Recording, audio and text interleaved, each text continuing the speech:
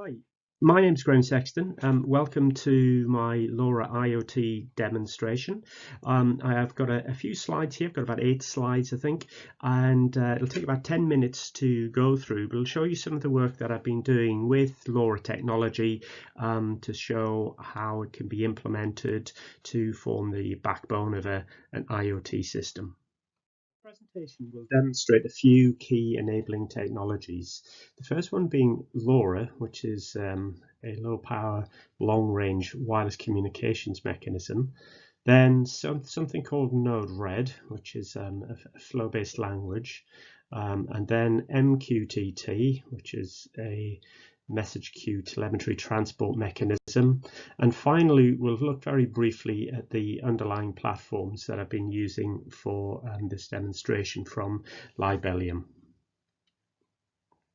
Let's take a look at the physical components that I've used to set up this demonstration. So the first one, I'm running my MQTT server and NodeRED on a pretty bog standard Raspberry Pi 2. And to make that LoRa enabled, I've connected the Libelium Lora Gateway to one of the USB interfaces. So that's connected to the Raspberry Pi from the Lora Gateway through, in effect, the serial interface on that Raspberry Pi. At the other end of the wireless link, I've got a bog standard Libelium Wasp Mode with a LoRa module plugged into that. And for the purposes of this demonstration, I have the Libelium sensor board, and I've got a collection of sensors on that one. My sensor board doesn't have as many sensors on as the one shown in this diagram, but I've got a carbon dioxide and a carbon monoxide and a humidity, pressure and temperature sensor on there as well, so I can get useful information out of that. And of course, the devices are connected using the LoRa wireless technology. So what is LoRa about? So LoRa has been around for a few years, and it's a proprietary technology, which is a bit unfortunate in some ways. So there are some aspects of it literally just not open, and nobody quite knows exactly how LoRa works, but it is a spread spectrum technology that uses some sort of chirping in that spread spectrum. It's a pretty low power technology. You can pump out around about 25 milliwatts.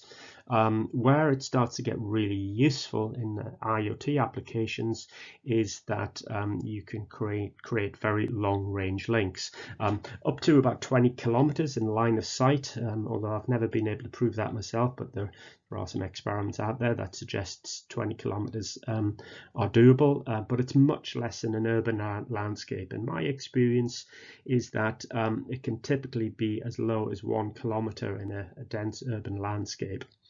The bit rate associated with this system, though, is commensurately lower, and we can play around with the bit rate and effectively exchange bit rate for sensitivity and range. So to get the best range and best sensitivity, we can pop down to around about 200 bits per second. But if we need higher bit rate, and if we have better line of sight or less needs for range, we can get up to about 4 kilobits per second.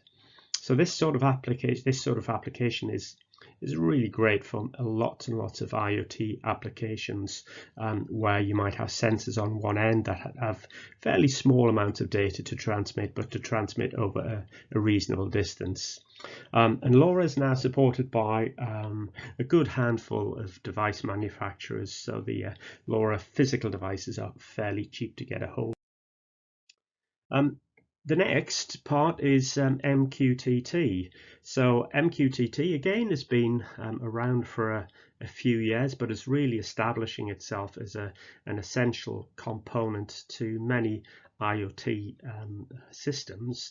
And essentially it works around a publish and subscribe model where you have a broker in the middle, and the diagram that we can see, the broker is a green circle, and essentially one publishes information to known topics at the MQTT broker, and then the MQTT broker will then republish, that's not quite the right word, but will broadcast to those clients that have subscribed to that topic. So it's a very simple mechanism and works really nicely for many IoT applications. In our case, the MQTT broker sits on the Raspberry Pi. And we've used NodeRED to build a lot of these systems. So NodeRED is a tool that originally came out of IBM, but is now being developed by lots and lots of people. It has a huge amount of support, and lots of devices are supported by NodeRED. And NodeRED allows us to build a flow-based model where we can take data in at one end, do things with the data, and push the data out at another end. And a lot of the development can be done graphically without much programming experience, although the system is very open, so you can include quite complex programming in the system if needs be. And we'll talk about this sort of thing in a later slide set. And the final component are the Wasp modes themselves. So Libelium is a rather large company that produces an awful lot of IoT platforms, all based around their Wasp mode. So the Wasp mode itself is an Arduino-like platform, and it has an Arduino-like SDK. It's not quite the same, but it's certainly almost the same. Slightly more advanced in many ways than the Arduino thing. Certainly the hardware platform is more advanced and will allow you to, in effect, run this platform very effectively for very long periods of time on a battery, unlike the Arduino where you have a few problems doing that.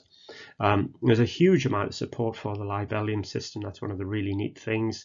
Lots and lots of plug-in hardware that you can get that come from Libelium themselves, and an awful lot of software support with lots of examples.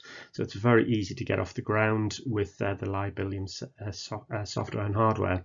Libelium also provide industrial-ready solutions. So they have, in effect, the same kit but mounted in all-weather containers, so you can deploy this stuff into the real world extremely quickly without worrying about packaging. So my final slide shows the output from the overall system. So if you remember, what's happening is that we've got some sensors connected to my Libelium Wasp mode that we're reading on every 10 seconds, pushing that data across the Lora link. The Lora link is being read from the Raspberry Pi, or from within the Raspberry Pi, using a NodeRED process, and that is writing to the MQTT broker that is sitting on the Raspberry Pi as well. And in addition, on that Raspberry Pi, we have another NodeRED process that is reading from the MQTT broker and displaying this information here. So we can see the battery data, temperature, humidity, pressure, and carbon dioxide data. I'm pretty happy with all of the data outputs except the carbon dioxide data. Something wrong with the sensor, or the calibration of the sensor. I don't have the facility to properly calibrate the sensor at the moment, so it's producing some pretty crazy values. You can see the display updating itself every 10 seconds or so, but what I'm going to do, I'm just going to put on a fan heater and just you'll hear that fire up in the moment. And that's just blowing across the sensors themselves, and what we should see is an increase. You can see there the temperature's gone up, and you should see the humidity fall as well with the increase in temperature. There we go, that's it. So we'll just switch that off and put the fan on to cool now. So you can see that we've heated the sensors up and reduced the humidity by warming the air significantly. The carbon dioxide sensor, the outputs of that are just slightly crazy at the moment. We'll look at that in the future. The pressure output, it's about right, you know, according to my other sort of mechanisms for measuring air pressure, and the battery is fully charged and remains fully charged at the moment. So there we have it. I hope that's been a useful presentation to give you an idea of what's possible to do with a fairly straightforward and simple IoT system, particularly made easier to put together using the NodeRED and MQTT.